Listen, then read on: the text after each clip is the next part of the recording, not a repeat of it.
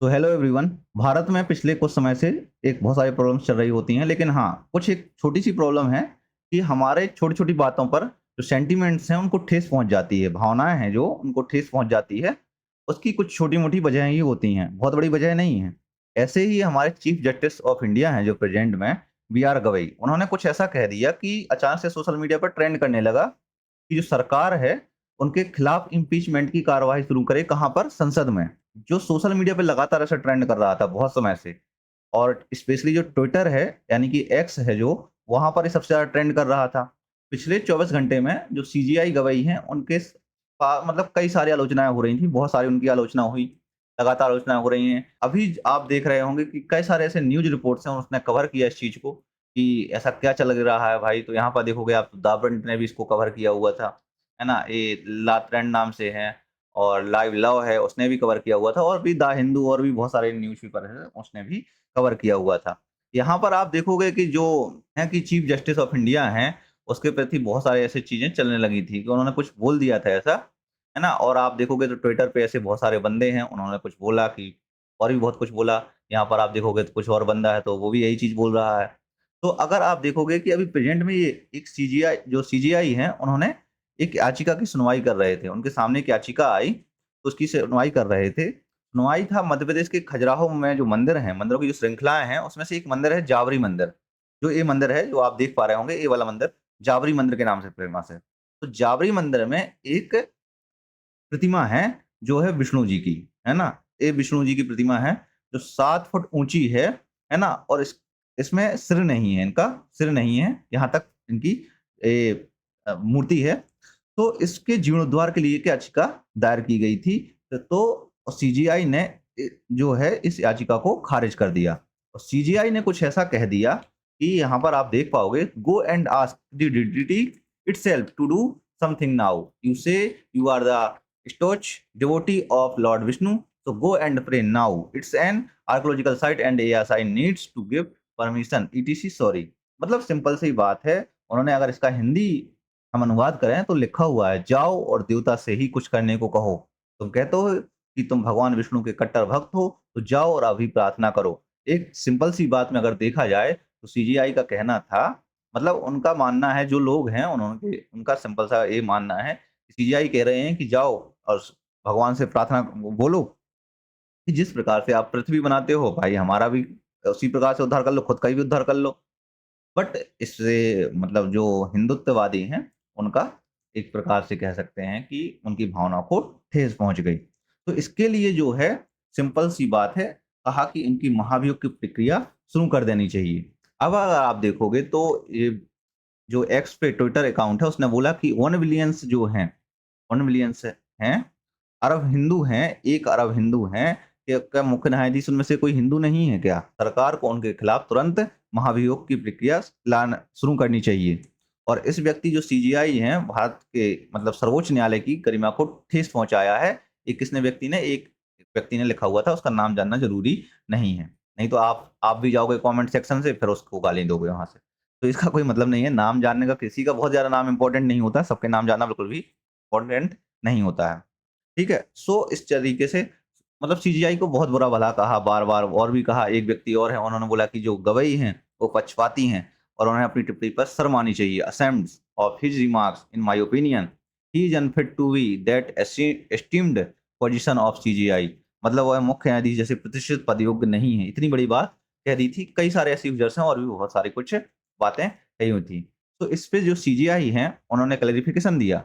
मतलब सिंपल सी बात है, जो सीजीआई हैं, उन्होंने कहा कि देखो, सोशल मीडिया का ये दौर है, आजकल कुछ भी हो सकता है। परसों मतलब 3-4 दिन पहले उन्होंने कुछ एक टिप्पणी में कहा कि आपने कुछ बहुत ही नकारात्मक कहा है, मतलब बहुत बड़ी गलती कर दी है। तो उसपे सीजीआई ने बोला कि देखो, मैं सिंपल सा है, I believe in all the religions and I respect all the religions. Simple सी बात है कि वो सारे धर्मों का सम्मान करते हैं। तो भाई देखो, सीजीआई ने जब क्लैरिफिकेशन दे दिया, तो फालतू का ये पखीड़ा खड़ा करने की आवश्यकता ही नहीं थी कि उसके लिए आप इम्पीचमेंट प्रोसेस स्टार्ट करो, कुछ भी करो। और देखो, आज प्रॉब्लम प्रेज़ेंट में क्या है कि देखो, एक सबसे बड़ी बात है कि जो स्ट्रीम होते हैं आज सारे जो जजमेंट हैं, तो सुप्रीम कोर्ट से स्ट्रीम होते हैं, लाइव चल रहे होते हैं, और लाइव में ऐसे क्या छोटी-छोटी क्लिप्स निकाल लेते हैं लोग। और इस क्लिप्स को वायरल कर लेते हैं। जब ये वायरल हो जाती हैं, तो इससे क्या होता है जजमेंट प्रोसेस में प्रॉब्लम्स आने लगती हैं। तो इस चीज़ को ध्यान रखना है। जैसे कि एग्ज़िट पोल होता है चुनाव में, है ना? हर चीज़ में क्या है कि एक एग्ज़िट कि मतलब अपना खुद का विचार रखना और मार्केट में इतना विचार आ जाता है, न्यूज़ मीडिया सोर्स जो कि सामान्यतः जजमेंट को प्रभावित करने के प्रयास में रहते हैं।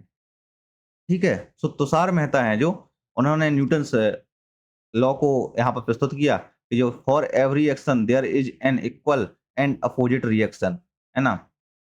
इसके अलावा उन्होंने आज मतलब तुषार मेहता ने करंट सिचुएशन के आधार पे कहा कि for every action there is wrong and disproportionate social media over reaction. कुल मिला के सोशल मीडिया जो है उसका ओवर रिएक्शन होता है इसके प्रति। तो अगर देखा जाए एक प्रकार से टोटली इनकरेक्ट इन्फॉर्मेशन थी, जो भी थी उनके सामने। देखो सीजेआई हैं जो चीफ जस्टिस ऑफ इंडिया हैं, इसके लिए देखो उनके विचार आप किसी के विचार से सहमत हैं या नहीं? ये मेरा ओपिनियन है कि देखो अगर आप विचार से सहमत नहीं हैं, तो विचार को पहले सुनो और समझो, उसके गलत मतलब मत निकालो, है ना? पहली बात ये होता है जैसे संसद है, तो संसद का जब मीडिया में जो चीज़ चल रही होती है ना? तो जब वो मीडिया में चल रही है तो कैमरा तोड़ रहे होते हैं, कुर्सियाँ तोड़ रहे हैं, सब कुछ कर रहे होते हैं। जैसे ही कैमरा बंद, फिर वो क्या है आपस में सब लोग मिल-जुल के बात कर रहे होते हैं। बट यहाँ पर सीजीआई देखो हमारा सुप्रीम कोर्ट सर्वोपरि है, उस पे भरोसा जताना बहुत इम्पोर्टेंट होता है। हर चीज़ में आपके सेंटिमेंट्स नहीं आ सकते हैं। मैं यहाँ पर एक चीज़ अपना खुद का ओपिनियन दे रहा हूँ यहाँ पर। हर चीज़ में अपने ओपिनियंस में, विचारों में थोड़ी-सी सहनशीलता डेवलप करनी चाहिए हमें। ये बहुत इम्पोर्टेंट है। अब प्रेज़ेंट में एक चीज़ और देखते हैं हम, जो हमारे एग्ज़ाम के पर्सपेक्टिव से बहुत इम्पोर्टेंट है कि इम्पीचमेंट कैसे होता है सुप्रीम कोर्ट के जज का। तो देखो आर्टिकल 124 के 4 में है, मतलब सब क्लॉज़ है इसका 124 का, 124 का चौथा सब क्लॉज़ है, जिसमें लिखा हुआ है कि अगर प्रेसिडेंट मतलब सुप्रीम कोर्ट के किसी भी जज को रिमूव करना है उसके ऑफिस के थ्रू, तो वो प्रेसिडेंट के ऑर्डर से होगा। लेकिन ये ऑर्डर जो आएगा प्रस्ताव पास किया जाएगा कहाँ से? पार्लियामेंट के दोनों हाउसेस से पास किया जाएगा। जहाँ पर मेजॉरिटी ऑफ टोटल मेंबरशिप होगी, that houses and majority of not less than मतलब 2/3 2 तिहाई उपस्थित और मध्यनिवाल बहुमत से प्रस्ताव से पास होना चाहिए कम से कम मिनिमम। यहाँ पर इतना याद रखना और यहाँ पर एक चीज़ और है कि जो रिमूवल के ग्राउंड हैं, वो होना चाहिए प्रूव्ड मिसबिहेवियर इन अथवा इनकैपेसिटी। ठीक है? जैसे कि वो यूज़र्स ने बोला कि इनकैपेसिटी, बट यहाँ पे इनकी इनकैपेसिटी नहीं है कि वो फैसले नहीं दे सकते हैं, है ना?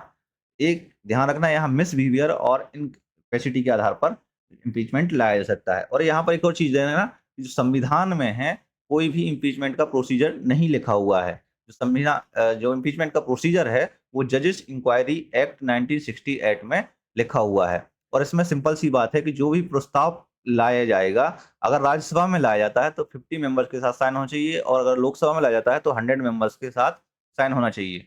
जहाँ पर एक कमेटी गठित की जाएगी जो कि चार्ज को अप्रूव करेगी। उसके बाद सुप्रीम कोर्ट के जज को या chief justice of high court जिसमें समिति में होंगे कुल मिला के, ठीक है? सुप्रीम कोर्ट के जज होंगे, chief justice of high courts भी हो सकते हैं। और if the charge stand proven then motion to be present each houses, अगर जो चार्जेस वो प्रूव हो जाते हैं, तो मोशन है वो हाउस में प्रस्तुत किया जाएगा और by the majority of 2/3 those present and voting same session, even the charges are proved, the parliament is not bound to remove the judge. Finally, the president will issue the order removing of judge. ध्यान रखो कि अगर मान लो charge prove भी हो जाते हैं, parliament remove करने के लिए बाउंड नहीं है, ध्यान रहे यहाँ पे चीज़, है ना? बाउंड नहीं है किसी प्रकार से, है ना? और यहाँ पर एक और चीज़ है कि प्रेसिडेंट उसके लिए एक रिमूविंग मतलब वो लाएगा, ऑर्डर पास करेगा तभी। और जजेस राइट द पर्टिकुलर जज has the right to be heard, है ना? जज भी उसके लिए सुनवाई कर सकता है। However this is not available to the time of admission of the motions during the inquiry, जज has the full right to defend. अगर जो भी इंक्वायरी चल रही है उसके दौरान उसको जज को पूरा राइट हुआ है कि वो अपने आप को डिफेंड करे। यहाँ पे एक चीज़ ये है, मैं आपसे अंत में एक क्वेश्चन करूँगा कि जो खजुराहो के मंदिरों का निर्माण है, वो किस वंश के शासकों द्वारा करवाया गया था? उसका समय काल क्या था? सो आपको मैं बता देता हूँ 9वीं, 10वीं, 11वीं, 12वीं सदी। इन 4 ऑप्शन से आपको आंसर बताना है कमेंट सेक्शन में, समय काल के रूप में और किस वंश के शासकों द्वारा करवाया गया था, ठीक है? उनका कब से कब शासन था? ये सारी चीज़ें थोड़ी-सी आपको डिटेल में बतानी है उस वंश के बारे में, ठीक है? तो ये हमारी सेकंड वीडियो थी। तो अगर आपने अभी तक चैनल को सब्सक्राइब नहीं किया है, तो चैनल को सब्सक्राइब कर लीजिए प्राइम अफेयर्स को और आप हमारे साथ जुड़े रहिए। धन्यवाद।